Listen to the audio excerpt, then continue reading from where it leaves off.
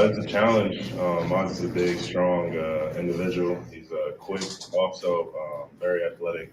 But it's not just him. We got Jenkins. He's a dog. Cam Good is grad transfer. Mason Graham is a young dude. George Rooks there. The list goes on and on. So every day is a battle in there. I got to bring it, or I'm going to get my butt kicked. So, yeah. All right, welcome in on this Thursday. That right there, you probably figured out that was Michigan center Olu Oluwatimi, and talking about Mozzie Smith being strong. Chris Jenkins is a dog. That's good when you're a football player, and the practice and the scrimmages that he needs to bring it every day in the trenches right there at the point of attack. Welcome in, Maize and Blue Reviews. Michigan football today. I'm Dennis Fithian, and I am joined by former Wolverine Jim Scarcelli, who is on the screen. Scar, what's going on? Good to see you. Yeah, hey, when Olu was talking about, boy, iron sharpens iron, steel sharpens steel. When you go against the best in practice every day, and that's why, I remember back as a player going against the guys we faced in practice, it was like, dang, you get to the game, these guys they're just not measuring up. So, yeah, I totally understand what he's talking about, Danny. We're 9 days away, and we are fired up.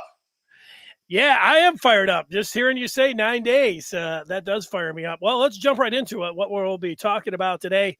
The final scrimmage, you're going to give us some words on what may happen after the team lines up and they get into game week next week. That's a fun thing to say.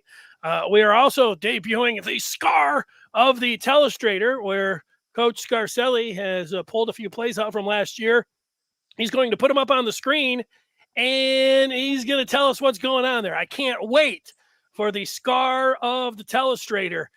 If there is ever an indication that you needed something more, that the football season is right around the corner, and it is literally 9 days away, as Jim said, the high school game is kicking off tonight, and we've got some scheme to mention as well. Michigan scheme versus Ohio State scheme. So that's a lot of stuff, and so we better jump right into it. But first, we're going to talk about a Michigan legend. And Scar, the news came down yesterday right around 2 o'clock that Michigan coach Carol Hutchins is retiring after 38 years at the helm. The coach is hanging up her spikes. Hey, nothing but class, nothing but success. She put Michigan softball on the map. Always led our institution with honesty, integrity, done nothing but great things. True legend, man, on and off the field. And all of her players speak so highly of her. So big shoes to fill, but she did a great job. Yeah, it's been 38 years. I worked my first 11 years in Ann Arbor, and I would talk to Coach once in a while. But even back then, we're talking about 20 years ago, when I would interview her once in a while, I knew, and everybody already knew that she was a legend back then. You were talking to her, you knew, like, this was one of the giants of the game, and she would continue on for another 20 years. And so all the best to Coach. Being around that long, her assistant, who played at Michigan, who's been around for nearly 30 years, Bonnie Thole, is named the head coach of Michigan softball class act. Wonderful lady. I think she'll do a great job. Tough to follow a legend, but I think Bonnie, she knows the ropes. She's seen them, and I think it's a great hire for U of M. So I think softball's in great hands. Yeah, we're on the map. It should be easy to recruit and just continue on. All right, that gets us to the Scar of the Telestrator. Now, Scar, we're going to get to people's feedback. I already see some coming in. We'll put it up on the screen. Scar will handle those. But let's get to the Telestrator, which is something that I can't wait for. And here it is. And Scar, what we're looking at, it looks like a Michigan-Ohio State game from last year. And I see Donovan Edwards in the backfield. So, well, what's going on here? Okay, we're going to let it run and get it set up. I want to explain this play, and I'm going to let you see it. It's the old Statue of Liberty that we ran for the first time all year. We ran the Statue of Liberty. That was AJ Henning on the what I would have called just an end around. Well, let's take a look. Okay. Let's wind it back and take it from the top and look at all the things why this was such a good play. Okay, right. Let's start with the formation right here. It's 1st down and 10. We're in the red zone. We got 2 receivers here. We got Donovan Edwards is back here. He's the key guy. Okay.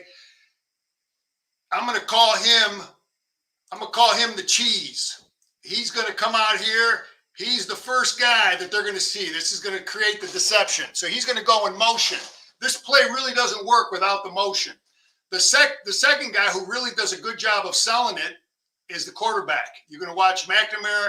He's going to fake like he's going to throw the ball here, but he's going to hand the ball off to Henning here. Everybody's going to block down like they would normally do on a bubble screen. So it's going to look like bubble screen. Okay, everybody's going to block down. You got man-to-man coverage out here, so this guy's going to be an easy guy to run off by our receiver. But the 2 guys that are key are the quarterback and Donovan Edwards. And everybody else with the line does the same thing. There's 2 guys, though, that should be tipping the Ohio State defense, but Ohio State doesn't read it fast enough.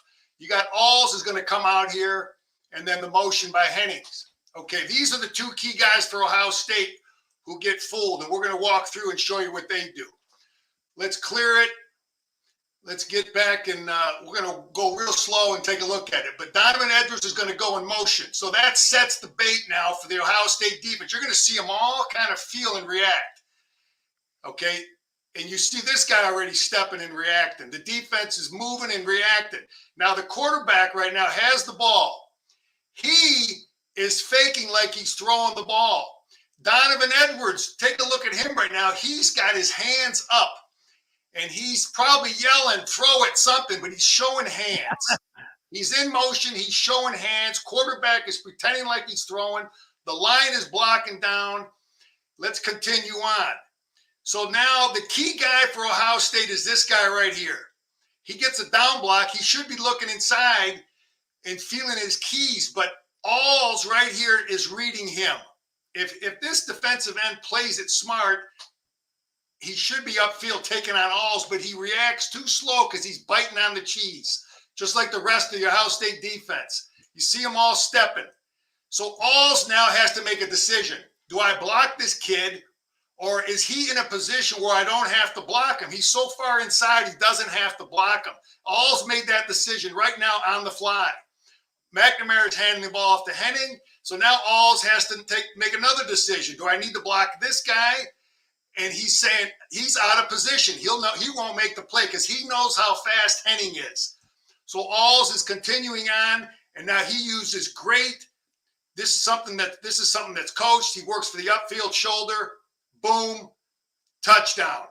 Okay, this is a beautiful play, Denny. This is designed perfectly, and it's executed perfectly. Okay, and you talk about, when people talk about Michigan, this is the stuff I like to see because it's a deceptive play. It's got nothing to do with ground and pound. It's all about deception. You know, here's the motion. There's the cheese. Pretend like you're throwing it. Let's get the Ohio State defense out of position. Now, another thing I want to mention is they may have waited for this kid to get in the game. A lot of times teams will wait for a certain defensive end. Maybe he's a young guy. They thought, okay, we can do it against this kid. You know, we might not be able to do that against Chase Young, you know, or a Hutchinson type kid. But they ran it against him. Touchdown. Denny, your thoughts?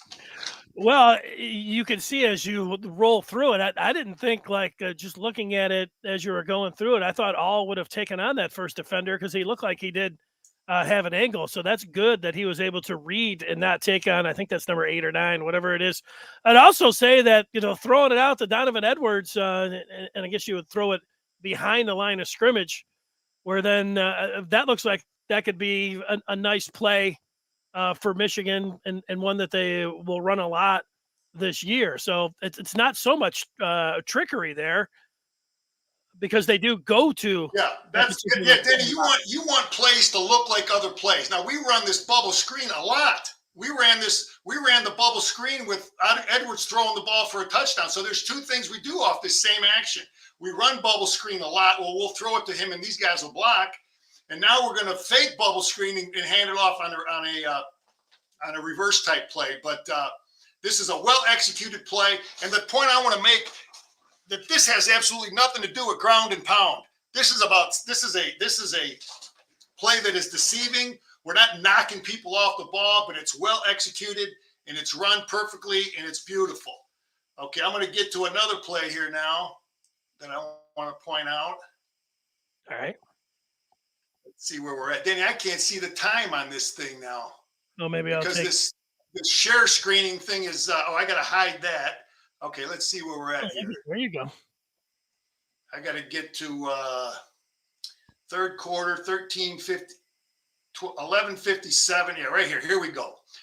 Okay, I want to run this. The next play up is the power. I want to explain a power play, and we'll get it here in a second. It's after this play. That was the first series of the second half. I remember Corum taking it down. Let's take a look at this power play, and we're going to explain it. Looked like the first play, Michigan. Okay, here we go. This is a power. This is the. I want people to understand something. When you come to Michigan and play offense, this is the first. Jim Harbaugh built he built San Diego, he built Stanford, he built the 49ers with the power play. This is the first play Jim Harbaugh puts in. Okay, and we're going to run it from multiple formations, but the concept is always going to be the same. Okay, and let's draw it up here now. The concept is always the same. These guys are blocking down, play side's blocking down, and then you're going to pull somebody from the backside. You're going to pull two guards from the backside. These guys on this play side are blocking areas. They can come off the ball hard. And then you're always going to pull two guys, sometimes three from the backside.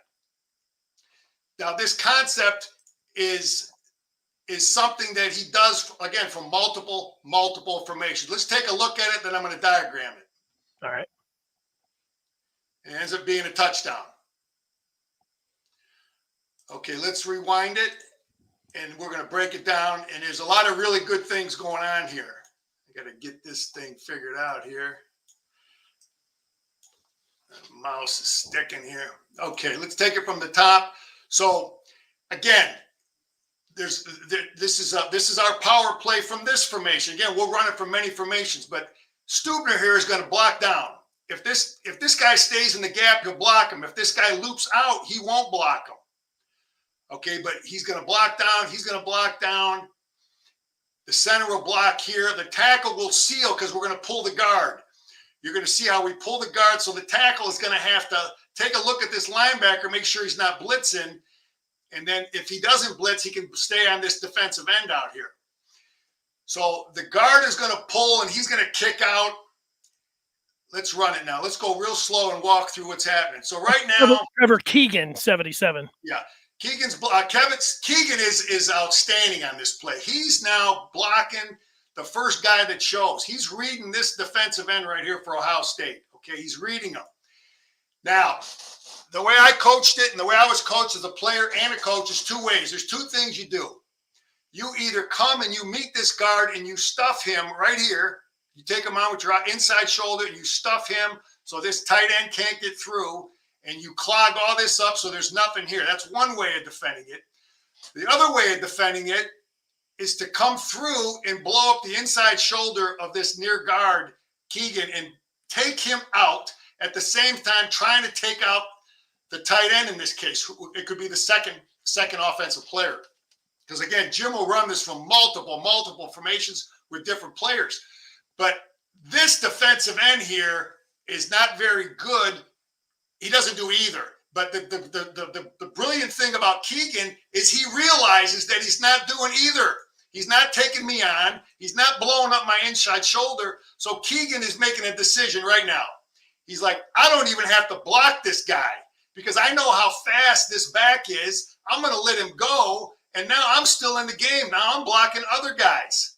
So right away, these two blockers are just smart dudes that realize, hey, I'm going to work inside, you work outside, and they both pick up guys. They both pick up Buckeyes, which is something that it just comes with repetition. And these guys are very smart. They use great technique. And the same thing I talked about with Alls earlier, watch the technique here as we take on this blocker. Same thing, upfield shoulder, not clipping them, touchdown. So you get, and really the MVP of this play, again, it's kind of deceptive. Not that, but the greatest, this Keegan does a great job of saying, I don't have to block this guy. And what you want from the quarterback is you want him to carry out the fake. You want the quarterback to fake so you can kind of hold this backside defense so they have to honor it. See McNamara carrying out the fake, Denny? Yeah. So you want to have your quarterback carry out the fake. And with JJ in the game, you get more defense honoring the quarterback. But this play is run perfectly, and you get great execution. The same kind of thing down here we got man coverage again down here. So all he's got to do is run him off, and that's an easy block for our tight end. But what a play! Well designed, executed, beautiful. Any questions, Denny? Well, the thing that I'm thinking about is, you got to be pretty fast if you're Trevor Keegan to get out there and pull to get out in front. And he looks like he's got some pretty good feet and also some pretty good athleticism to get around like that. And then both of the tight ends. Now, we've seen two plays. We've seen Eric All.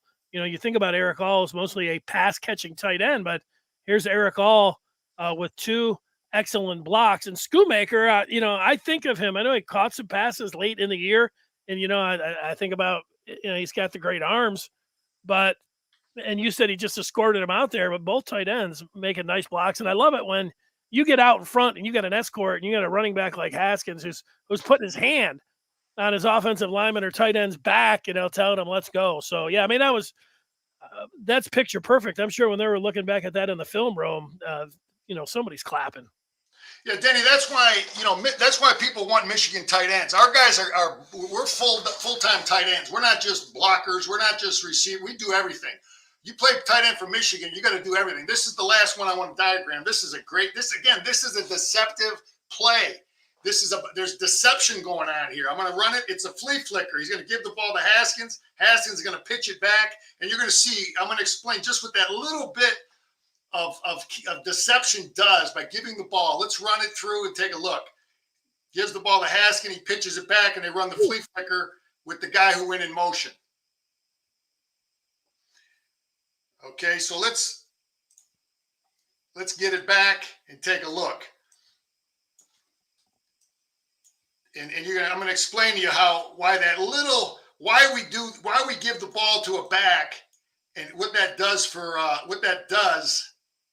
All right, so they're going to make this play look like it's a regular run play with Haskins in here, diving, a regular zone play with Haskins getting the ball. They put the guy in motion just to kind of create a little confusion. So the defense, they see the motion, so it could be something. It could be pass. It could be they're going to play either one, run or pass. But here we got Haskins. They're going to give the ball to Haskins. And the offensive line does a pretty good job of making it look like run. This side, this play side is really blocking it like it's a run play. The back side is kind of setting like pass a little bit. But let's run it through now. And this is the key guy right here. This guy right here, I'm gonna diagram him because he is the guy that we are trying to deceive. This linebacker right here. All this stuff, all this BS is to fool this guy. Okay, let's clear it and get back to the way I can run it. We'll go real slow. So we get motion. The defense is sliding. They're reacting. They still don't know if it's run or pass. Everything's normal right now. So he clears. It's not jet sweep. And everybody on this Ohio State defense, Denny, now is reading the mesh point. There's the mesh point is where McNamara has the ball in the gut of Haskins. That's what's called the mesh point, because all this RPO stuff, the defenses they're all reading the mesh point.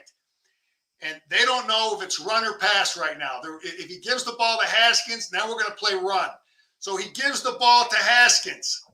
So now these guys, you're going to watch these linebackers. Everybody says, okay, it looks like run. So now this guy, instead of loosening, this guy right here, instead of loosening to honor this motion, he's going to step inside.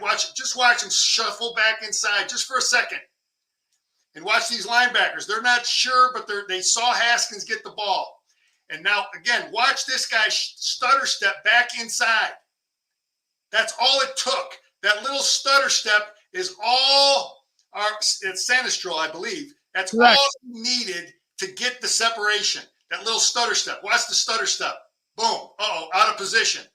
Uh-oh, out of position. Uh-oh, out of position. You talk about grind and pound and all in deceptive coaching. Now he's got this. Sanistrol has an edge now. Now he's going to get the separation. Okay, that little stutter step. He gets the separation, and McNamara throws a dime.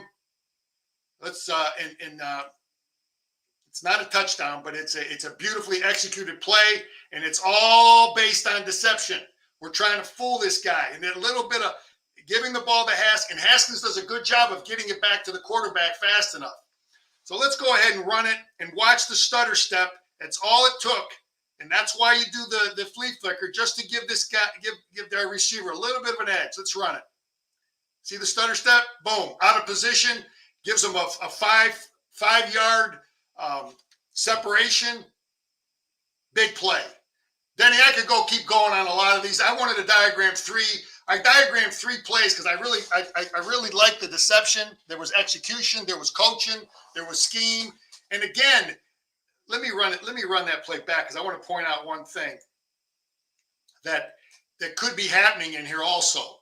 That coaches that people have to understand.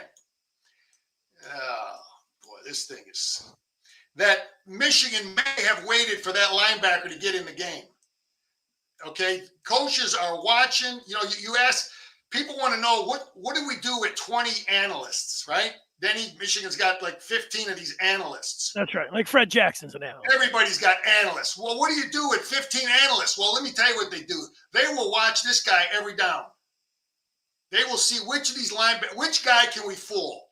Maybe he's a young linebacker. You know, and they might say, okay, we're going to wait for him to get in the game. And that's the guy we're going to run the play with. When this guy gets in the game, I don't know if that's the case, but often times with trick plays, you wait for certain players to get in the game, and that's what I want to see from coaches. That's how you help your offensive linemen. That's how you help your players with scheme. Okay, it isn't all about Denny. I can keep going, but I don't want to overdo it. Well, it's been fun watching you do this. Steven likes it. You know, the flea flicker, if we were looking to a play or two that said a lot about Michigan's season last year, you know, you have that play right there. You did a great job. I love you circling the players. I love you diagramming anything that you write up on the Telestrator. I enjoy that. But if you go back to the Wisconsin game that Michigan, remember they went to Madison, and it was only 13-10 at the half, but Cornelius Johnson and Cade McNamara, they hooked up on a flea flicker, and that felt like that was one of the biggest plays of the year. Wisconsin, great against the run. Michigan had been running the ball mostly up to that point in the season. They get into a big game, they get into a big spot, and they ran that flea flicker to Kojo, and that was huge. One of the big plays of the year, and here it is again that they went to. I'll tell you another thing that just as you were going through it, I was looking at the offensive line. Man, they created a perfect pocket there for McNamara. Both, I mean, he had no pressure. He could have held it for another second or two, even. That's how good those guys blocked that. Here's a power play, Denny. We got JJ in the game, and this is what some of the stuff that they were doing with JJ. We're running power, same type of scheme. We're getting a down block here, and we're pulling. And you'll see we get a down block by the 2 upfield players, and we pull the tackle now. Okay, and we're running a power play with JJ. So there's a lot of ways to run power, and Jim will do it multiple ways with different players from different positions, and the defense has to always honor it. But this play is, again, this is now using your quarterback to run the power. We get down blocks. We get kick out by the tackle. Hayes does a good job kicking out. JJ reads it, and we're Looks up. like Lamar Jackson there. That's right. Anyway, that's the first shot of Scar on the Telestrator. Man, I loved it. I really did. Let's go through some of the feedback on wherever it's at for anybody, YouTube or anything else. Antoine talking about Michigan bluff blocking players and just standing. Wonder why you didn't block me. You stand and look silly. Brando saying he can't wait to see Ronnie Bell back out there. He's a good run blocker. Steven saying who drew up these plays. Give us an idea about the plays and how many plays Michigan is dealing with, how many they run in a given week. And, so you get I don't know how you go through this. You got the Kenny, here's how it works. All right, go ahead. You have an offensive staff. Jim has a philosophy. He's going to run power. Okay, he's going to run zone. He's going to run power, and then he's got he's got all these offensive coaches. And the way it normally works is, they will discuss what they want to do. And I would say the majority of their plays and what they're going to do is put in spring football, in early camp. And then it's just repping things and repetition. But I would guess it is a diverse group of coaches. I would bet Michael Hart has a say in a lot of these plays. Michael Hart might have said, let's do this. It might have been Weiss. It might have been Moore. It might have been Coach Harbaugh. And believe me, those guys don't even care who gets the credit. But they're going to put things together. I know for me as a former coach, a lot of what we did on offense, sometimes it's dictated by the defensive coaches. The defensive coaches will tell the offensive guy, hey, look, do this in addition to that. If you run power like this, put this in because it'll give me more problems. Run it from this formation with that motion. You know what I mean? Defensive coach, like Coach Moeller, I believe he was a great head coach at Michigan, but he was a really good offensive coach because he was so good on defense. Sometimes defensive coaches, they look at things a little differently. They say, look, this gives me problems. Come with that formation and put this guy in motion, or shift him, or do this, or show that. Show hands, all the things that we just talked about with Donovan Edwards, all those little things in that play was all designed to deceive the defense. And oftentimes it comes from defensive coaches, but I just know the Michigan coaches, they don't care who gets the credit for it. But I would guess it is a mutual, group environment to say, let's take a look at this play. Harbaugh's been talking about a collaboration with the offensive coordinators, with Sharon Moore and with Matt Weiss. So you run like 60 or 70 plays. That's what they'll probably run, around there coming up against the opener. So they've practiced more. They've got more of those plays that they've been working on here in fall. But Monday, will you trim, like this is the play sheet, which is not really a play sheet.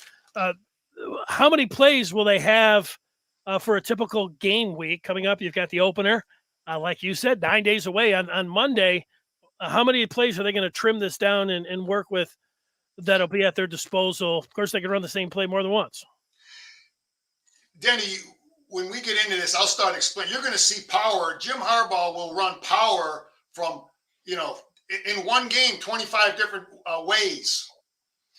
When they beat USC, when Jim was at Stanford, they ran the power play 18 times in a row. 18 times, one play. Probably from different formations, though.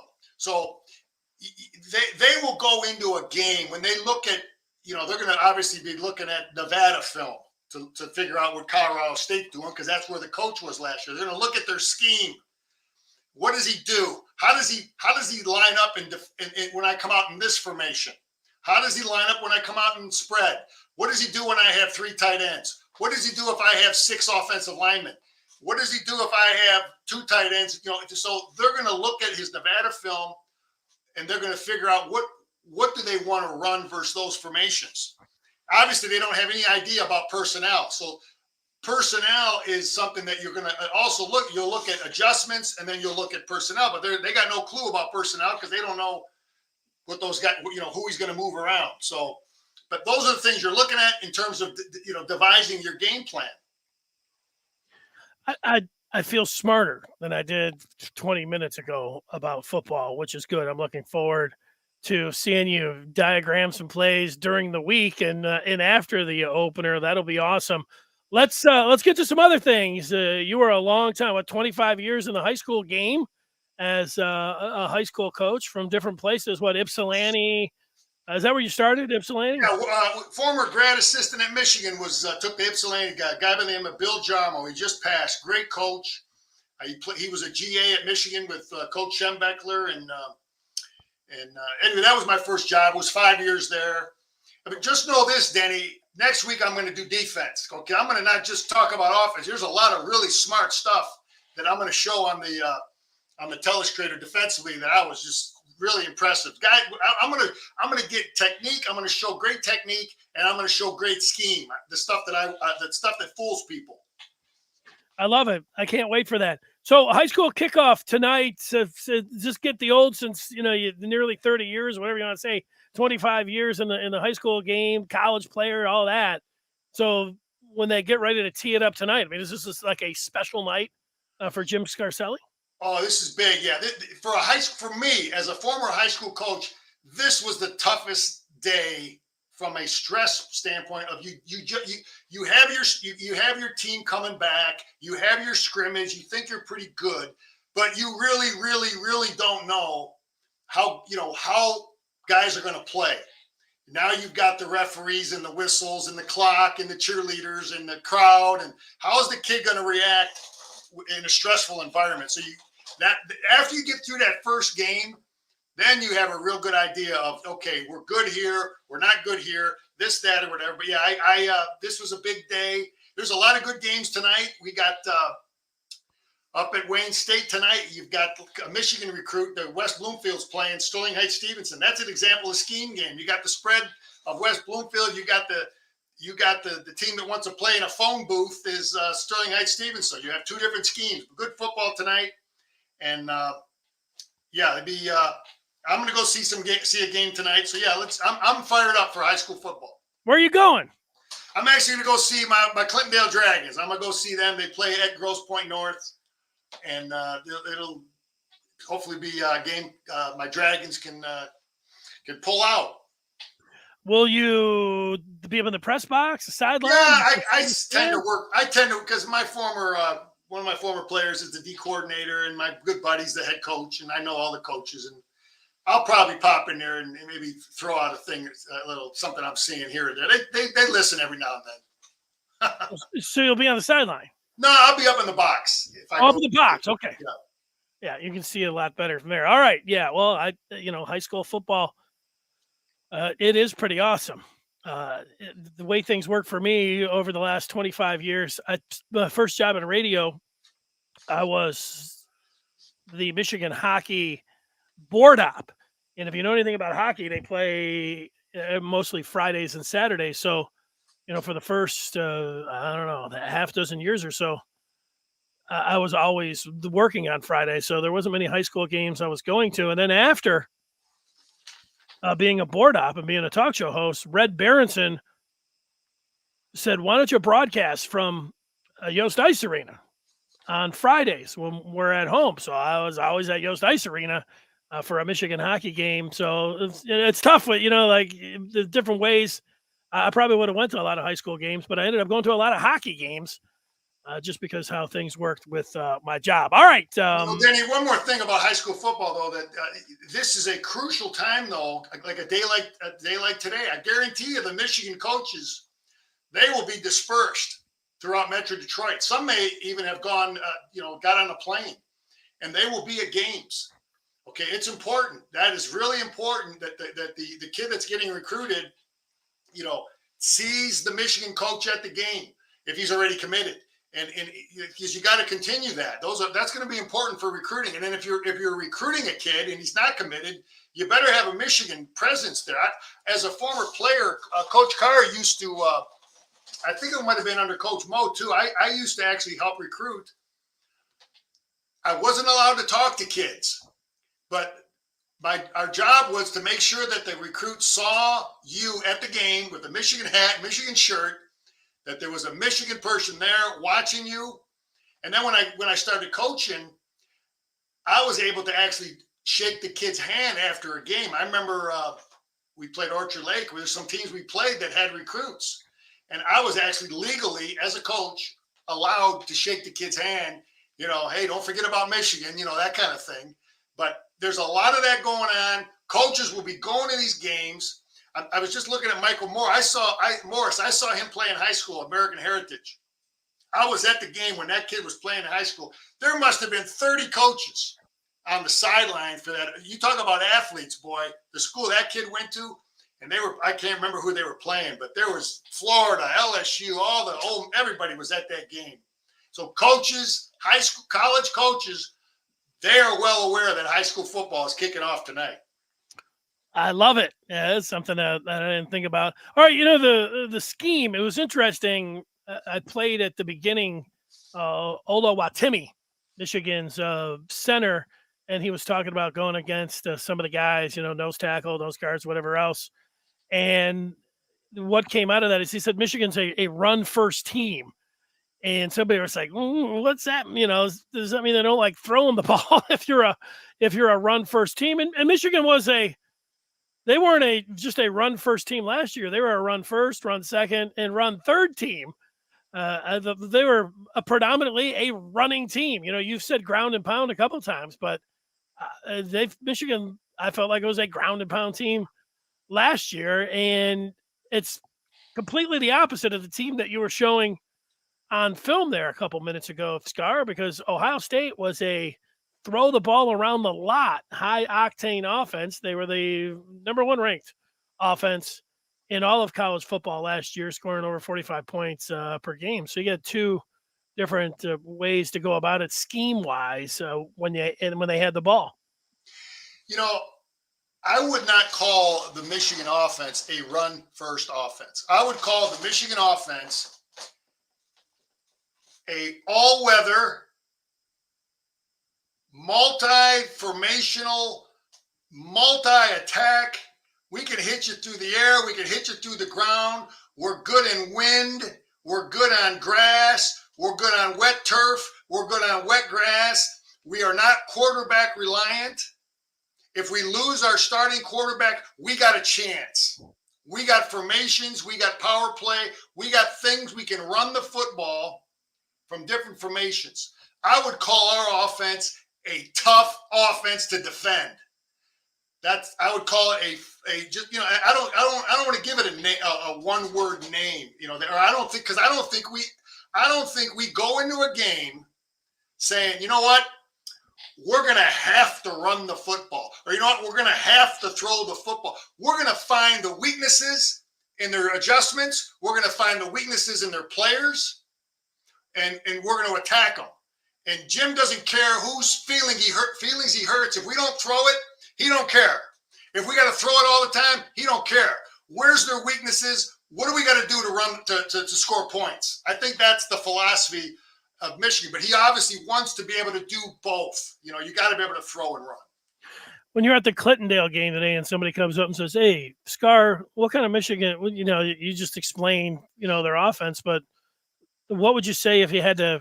I don't even know if it's dumb it down, scale it down. A pro spread is that what you would say to somebody?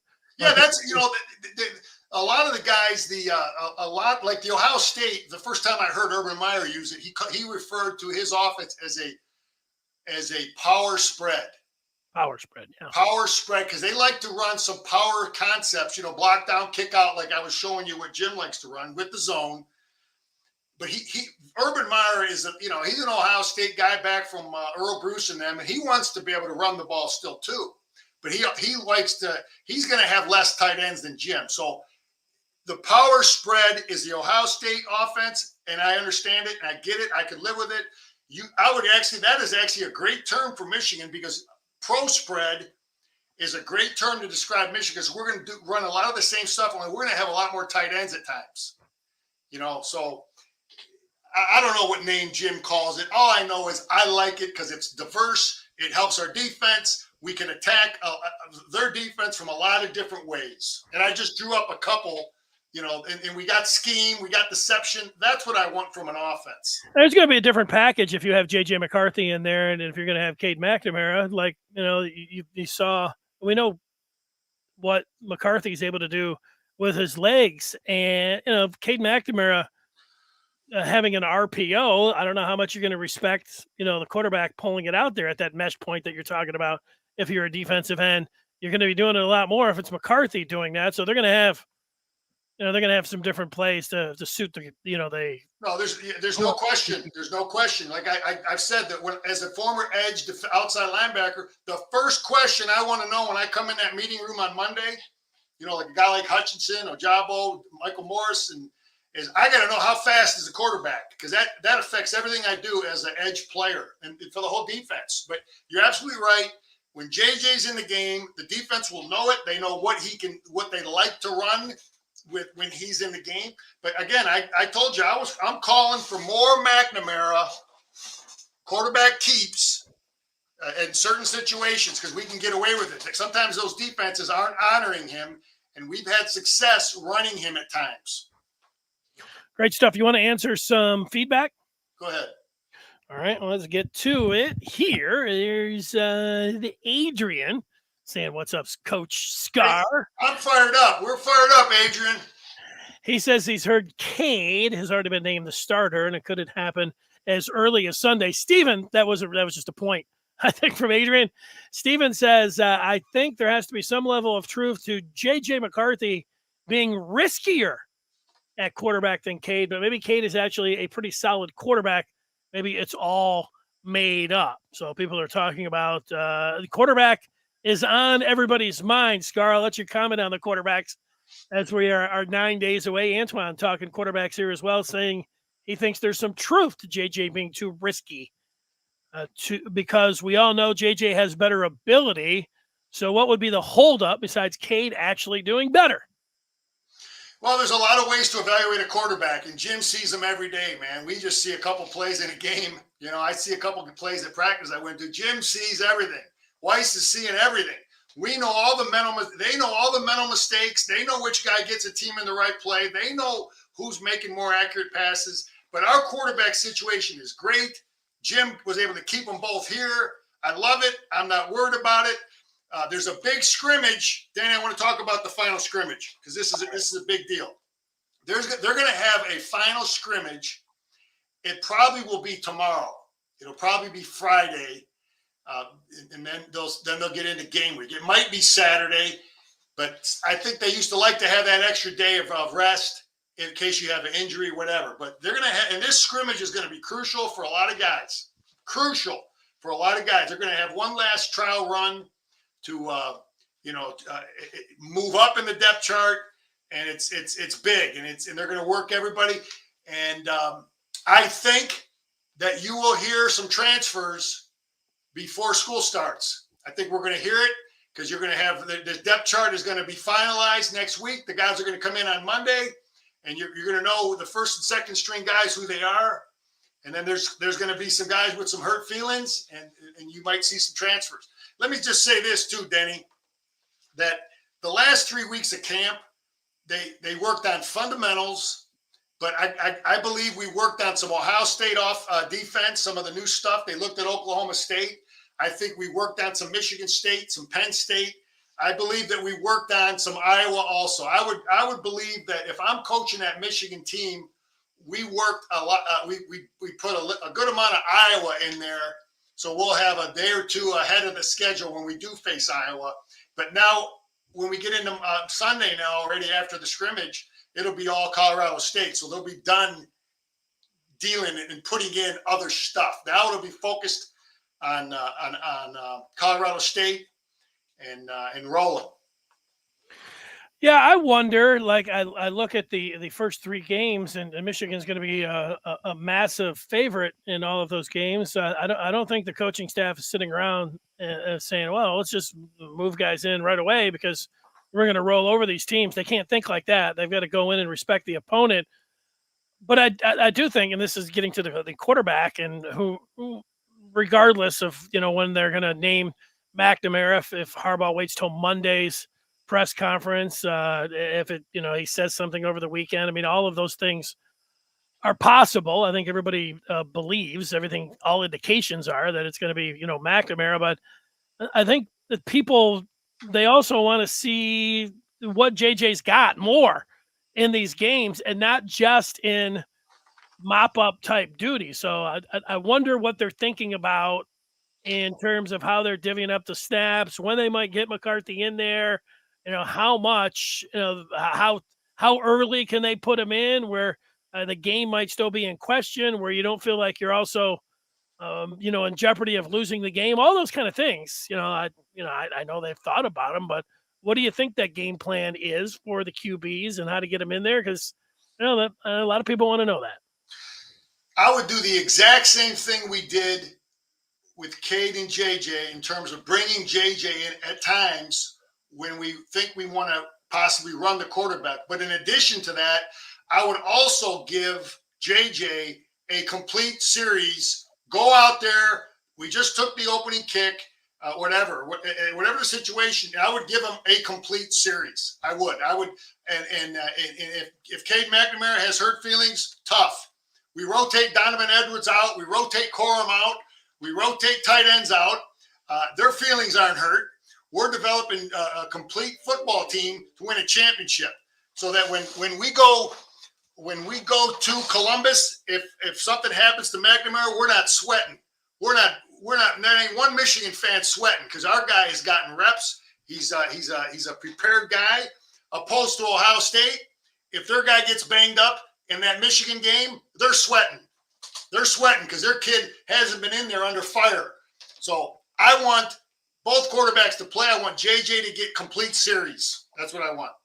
Well, tell me this. I'll give you a hypothetical. I'll go back to the spring game, and Cade McNamara missed a throw in there. He had a couple other, pass breakups. But, the 3 series that he ran didn't really move the team. They certainly didn't get any points when he was in there. But, that wasn't a whole lot. But we have seen even a team like Colorado State, they can hang around for a quarter. And if Michigan comes out and they don't really move the ball, and it is McNamara over there, and let's say he does miss a pass. I mean, how long are you going to wait? Because the crowd, they get one series. You make one bad throw, that the crowd's not going to start calling for McCarthy. Maybe a few, wild ones will, and you understand. But the more it goes on, you get to a second, everything's going to be fine. They go down, score a touchdown, everybody's fine. But I'm just talking about you go 2 series, maybe you go 3 series, and you're not coming away with points. If you put the backup in at that point, people are going to think that you're making a move, and this could be the change. I mean, could there be a change in quarterback with the lead guy if even in like a 3 series type situation?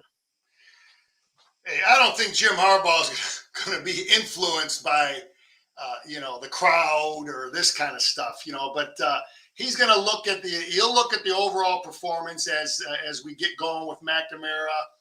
And, I just think he's not going to be influenced. And let me say this too, Colorado State, when we play those 3 games, those teams are not going to play honest defenses against us. Colorado State will do everything in their power to stopping our run game. They will force us to throw the football. They're going to overcommit. So I guarantee you that's what's going to happen. They're looking at Nevada film, and I'm going to break down Nevada next week. And they do some things that we really didn't see much of this year, some of their schemes. But they will do everything they can to force us to make plays in the pass game until we break it up a little bit, and then we then they're going to have to defend both. But they're going to start out stopping the run. Well, you got your plan on when you might put McCarthy in there and give him a whole series, but how short is that leash? I'm going back and asking a similar type question. McNamara throws an interception. It's a bad throw. It's definitely on him. It wasn't a bad route. It wasn't a tip. It wasn't a defender making a great throw or a great play. He makes a bad throw. I mean, you get a chance to make one bad throw. Do you think it could be that type of situation where then, the Harbaugh's like, let's see. JJ's going to handle this now. Yeah. Jim will be aware of that, and he probably purposely would not make a change after an interception because he doesn't want to create that problem. Right. Because if he does throw an interception or he makes a mistake at the quarterback position, and then he takes him out and put JJ in the next series or next play, all that does is get the media, get the fans, it gets a bunch of bullshit that we don't need. So I'd keep the guy in, finish the series, go with your plan, and stay with it. Brian asking, if Cade's doing so well, why isn't Harbaugh? Oh, why is he going to wait a couple of games into the season before he names a starter? I think, Brian, I think the big thing there, and all these guys do it, all these coaches do it, they don't want that kid to transfer. I told you there's going to be transfers. We're going to hear about transfers before, I think, the first day of school. You're going to hear some. So he does not want him to transfer. So I don't think that's a possibility with JJ, but I guarantee you that that's going on with a lot of these coaches. The punters with a question saying Ohio State hired a new defensive coordinator in part because of that loss to Michigan. What additional changes or adjustments do you expect Ohio State to make to beat Michigan?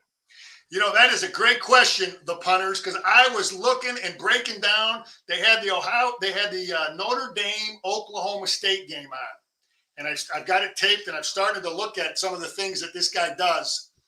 This Jim Knowles, who it's kind of some Don Brown type of stuff. He plays a lot of 3 defensive linemen. A lot of his stuff is designed to stop that spread. I wish they didn't play Wisconsin and Iowa this year. I really wish they did not, because that would be an advantage for Michigan, because they wouldn't see that stuff to kind of correct out some of their mistakes.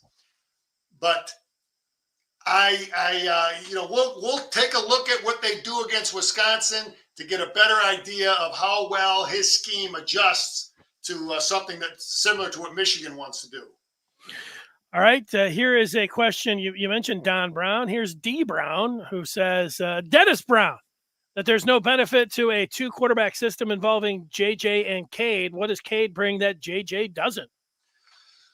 Again, we don't see him every day in practice. We don't see how many accurate passes they're making in practice. We don't know, the upside of JJ's escapability.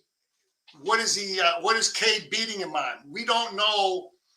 That's a good point. The voice of a champ. I don't know. That some of that stuff matters. That I believe though that team will feel really confident with either guy in the huddle, which is really important because I think that Jim is establishing that to that he's playing them both, and they're both have a great deal of confidence from the offensive linemen. So. Again, we're not seeing the amount of accurate passes each other's making in practice. We don't know the turnovers. We don't know the interceptions. We don't know what he's seeing. They see him every day. We see a short picture on game day, which game day obviously matters more than any practice performance, because some guys are gamers, some guys are practice guys. But I have faith in the decision making process, but. I want to see them both. Said it many times. Yeah, well, in that game you're going to tonight, people are going to ask you what you think about the quarterback situation at Michigan. You just tell them, hey, watch the podcast. I talked about it for, half the show. I think that in these non-conference games, you are going to see a lot of both quarterbacks, and I get that. I know you and I, this is where you and I differ. I don't like the idea when you get into Big Ten games. I think you need to have one starter, predominantly starter. If you want to, say JJ's a short yardage guy, or just putting him in here or there. Last year it was too much against Michigan State. I didn't like it, looking back, not just because they lost.